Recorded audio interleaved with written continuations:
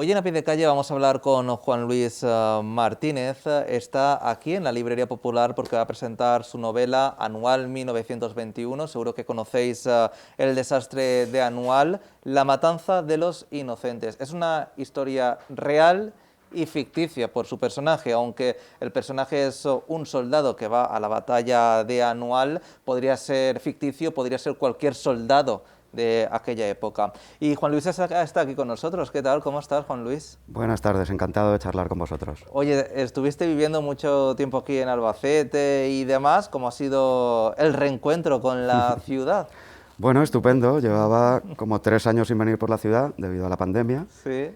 y claro, volver a la ciudad y el primer día presentar una novela en la Popular, donde he venido tantas veces a comprar libros, pues creo que es inmejorable el reencuentro. Bueno, es una novela antibélica que se basa, bueno, en un desastre, en el desastre de Anual, que para la gente que no conozca, explícanos un poco qué ocurrió allí y por qué fue tan importante para España. Sí, es un acontecimiento importante, no solo en el sentido militar, también tuvo consecuencias políticas en la época, aparte de los entre 8.000 y 10.000 muertos que causó.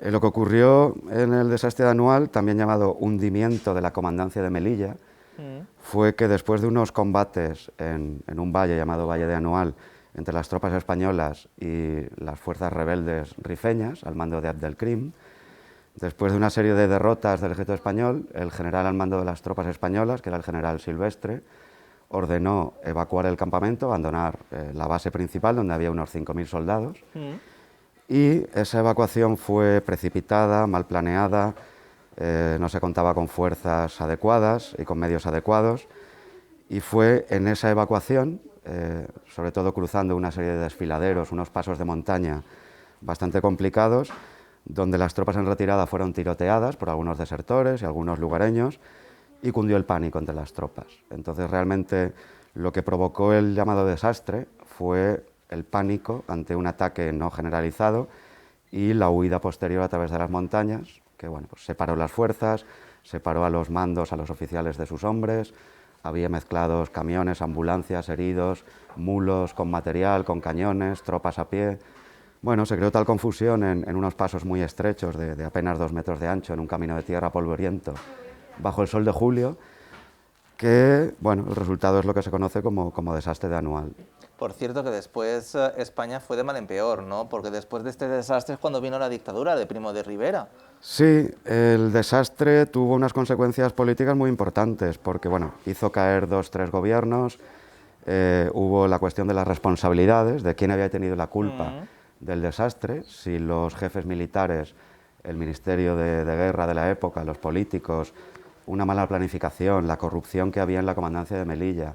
Digamos que en una época muy conflictiva, que eran los años 20 en España, unos echaron las culpas a otros y a raíz, en cierto modo, de este desastre, el ejército, encabezado por el general Primo de Rivera, en septiembre del 23, decide cortar por lo sano y dar un golpe que duró hasta el año 31, hasta la República.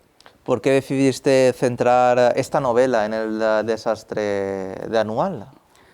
Es un tema que siempre me ha interesado. Había leído algún libro sobre el tema desde el punto de vista militar. También, por circunstancias, yo había vivido en Melilla cuando era pequeño y era un tema que me atraía por varios motivos. Entonces, decidí contar una historia desde abajo, como me gusta decir, ¿no? de la gente de a pie, de la tropa, del soldado anónimo o desconocido, y trasladarlo a este ambiente, a esta situación, en la primavera de 1921, y narrar estos hechos históricos a través de este personaje ficticio, como tú decías al principio. ¿Qué es Martín Ayala? Bueno, cuéntanos, ¿cómo es Martín Ayala, ese personaje ficticio que se va a Anual a combatir? Martín Ayala es un pastor, vive en una aldea.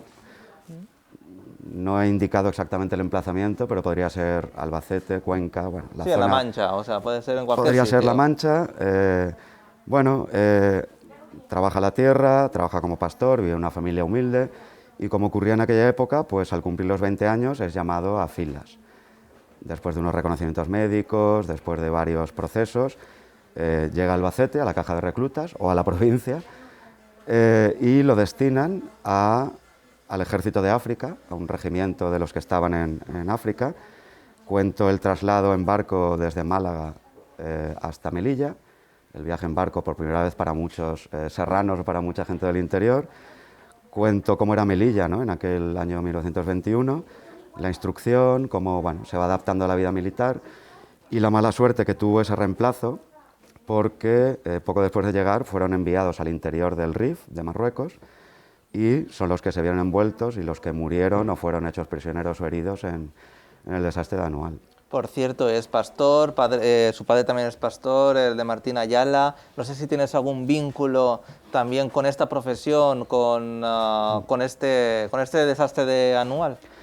Sí, yo diría que en el momento en que decidí escribir la novela, bueno, mi padre había sido militar, había estado destinado en Melilla, también aquí en Albacete, en Chinchilla, y también cuando dejó el ejército, por edad, pues se metió a trabajar de pastor por la zona de Balazote. Entonces, bueno, cuando fui a hablar con él las últimas veces, bueno, me contó historias de Melilla, cómo era el ejército en aquella época, me contó cosas de su vida de pastor, de cuidar el ganado y demás. Y bueno, de alguna forma, una conjunción, ¿no?, de esas dos cosas, y dije, mira, esto podría ser una historia, y decidí trasladarlo pues, a los años 20 y a la época del desastre de Anual. ¿Qué penurias, por ejemplo, Martín Ayala, ese soldado, que podría ser cualquier soldado que fue Anual, pasa durante la historia?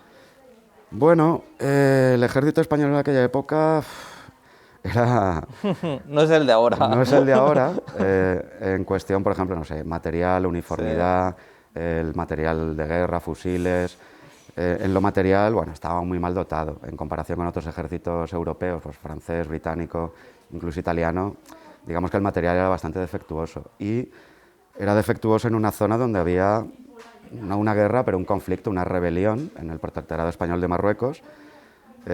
No tenían el mejor material para combatir precisamente.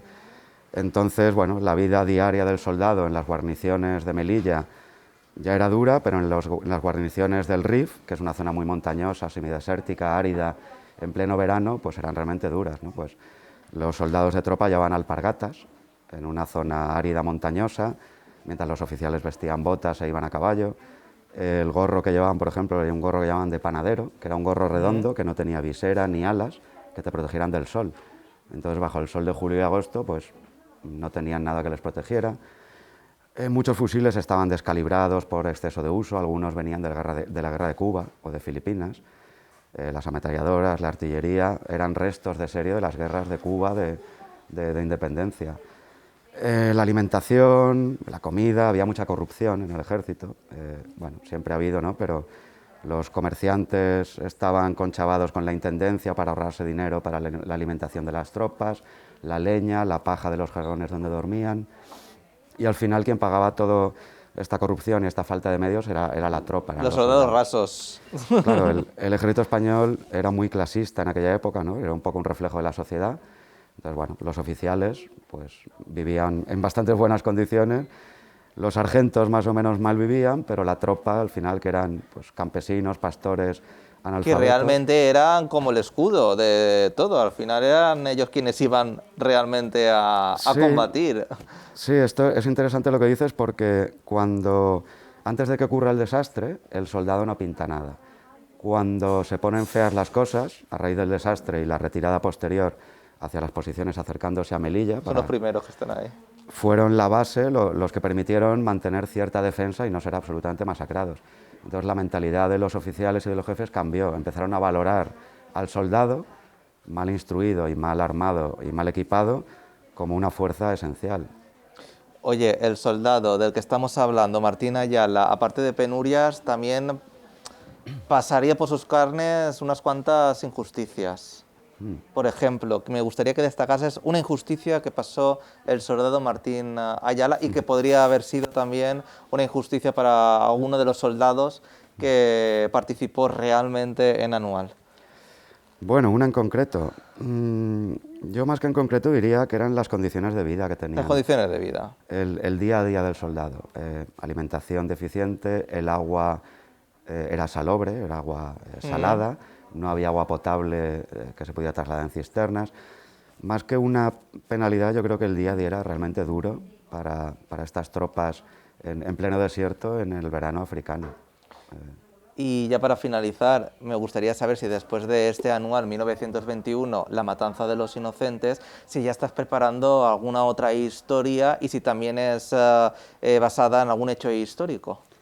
Pues curiosamente, y aunque parezca que estaba preparado, terminé esta Navidad de redactar un ensayo histórico sobre este mismo tema, que me publicará la misma editorial, Apóstrof, que se titula básicamente El expediente Picasso, causas y responsables del desastre de Anual, que habla sobre la investigación posterior a nivel gubernamental que hizo el general Juan Picasso, tío lejano del pintor, que se dedicó durante varios meses en Melilla, ¿no? Pues a interrogar, investigar qué había ocurrido, cómo se había producido el desastre.